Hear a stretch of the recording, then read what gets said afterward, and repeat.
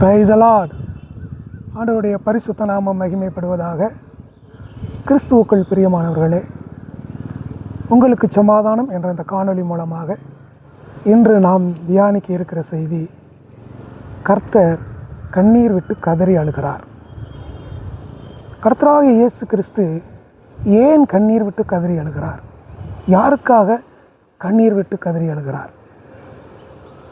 லூக்கா 19ஆம் அதிகாரம் 41ஆம் வசனத்தில் இப்படி வாசிக்கிறோம்.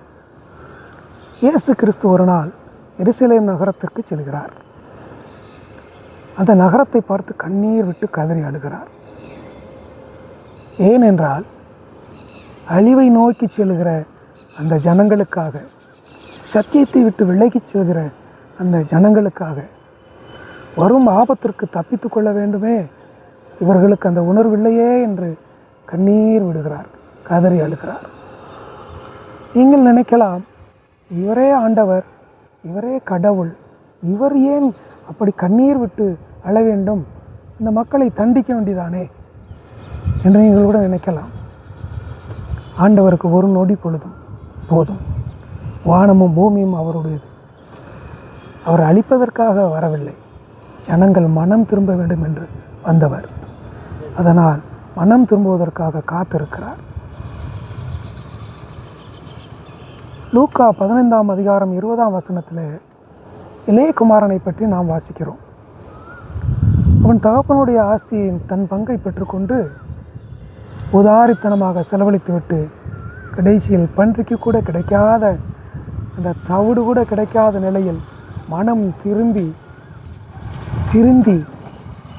அவன் தகப்பனை நோக்கி வருகிறான். தூரத்திலே அவனை கண்ட தகப்பன் அவனை நோக்கி ஓடி அவனை கழுத்தை சேர்த்து கட்டிக்கொண்டு முத்தமிடுகிறான். இதுதான் தகப்பனினுடைய அன்பு. அவனை தண்டிக்கவில்லை, என்ன செய்தாய் என்று விசாரிக்கவில்லை. அவனை குளிப்பாட்டி புத்தாடை உடுத்தி விருந்து படைத்தான். இதுதான் தகப்பனுடைய அன்பு. இயேசு கிறிஸ்துவும் தகப்பனைப் போல, தாயைப் போல தேவன், எல்லோரையும் நேசிக்கிற தேவன், இரக்கமுள்ள தேவன், கிருபையுள்ள தேவன். அவர் எல்லோரும் மனம் திரும்ப வேண்டும் என்றுதான் விரும்புகிறார். தண்டிக்க அவர் விரும்பவில்லை. அதற்காகத்தான் அவர் காத்து கொண்டு இருக்கிறார்.